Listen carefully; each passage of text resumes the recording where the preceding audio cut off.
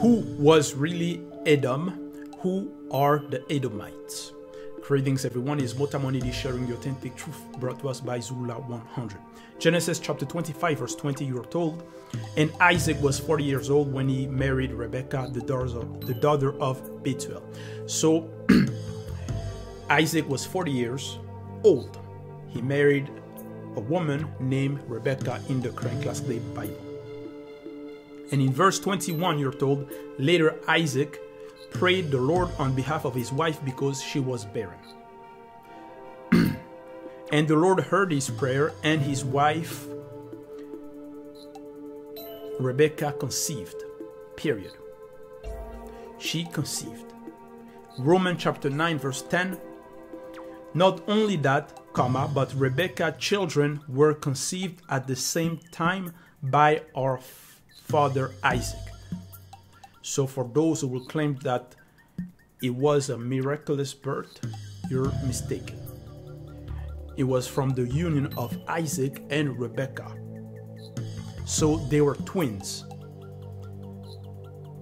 Verse 22. But the children inside her struggled with each other, and she said, why is this happening to me?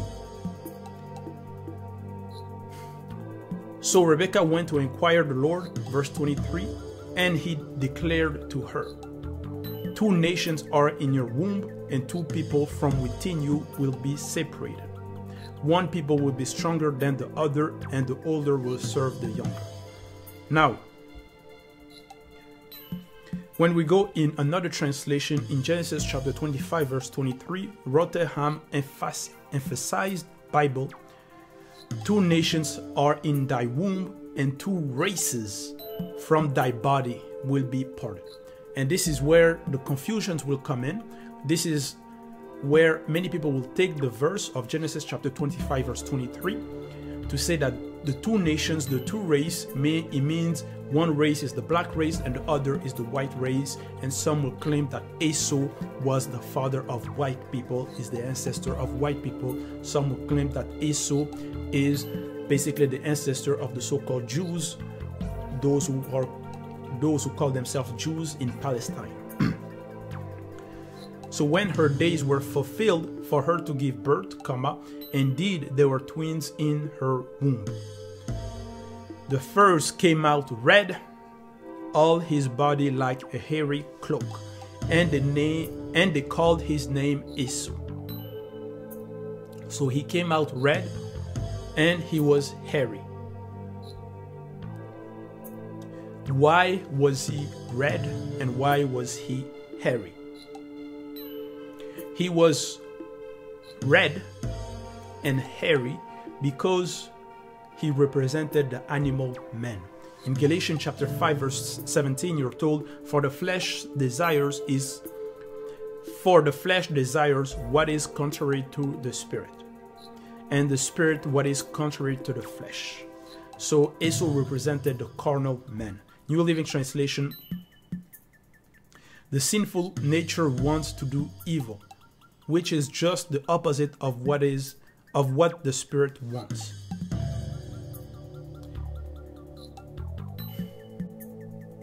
Revelation chapter 6 verse 4, and another horse went forth, bright red, and to the one sitting on it, to him was granted to take the peace from the earth, and that they will slay one another. And a great sword was given to him. So the red represents the blood, the bestiality, the animal. And that's why Esau, Edom, was red and also hairy like an animal. But he was black, because there are some black people that are also red. Some pictures for proof, you see.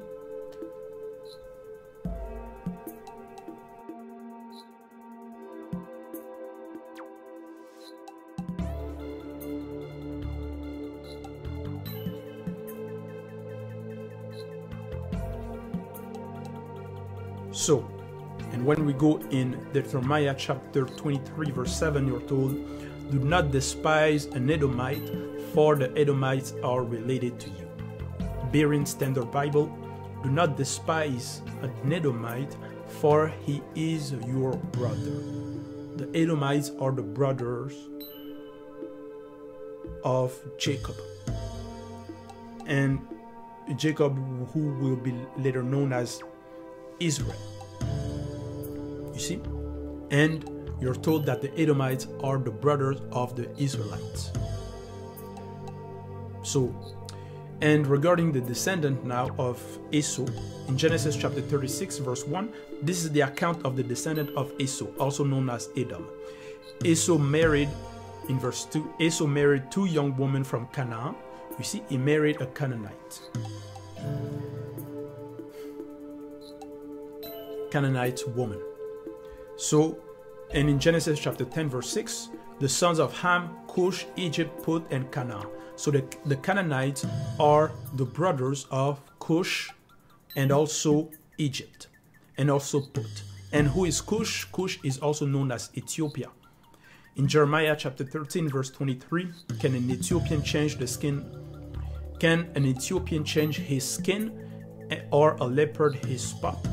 Literal Standard Version, does a Cushite change his skin? Question mark.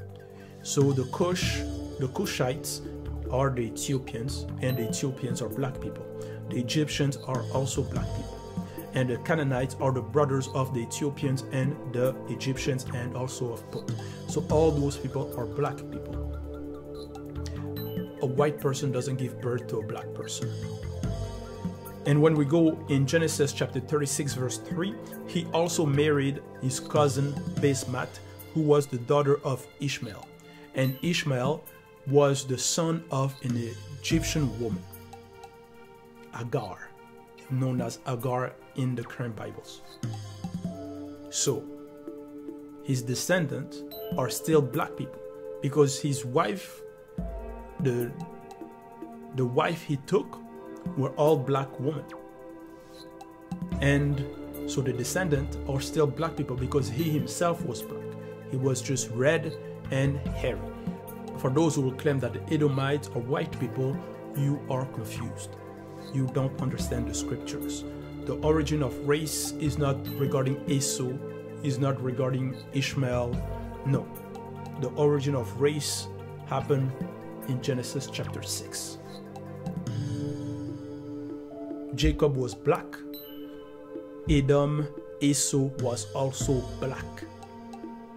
They were both black, but one represented the spiritual man and the other represented the animal man, the carnal man. That's why he was hairy, that's why he was red, which also represents the blood, because the carnal man represents the person that is violent, that will go to war, that will do those type of things.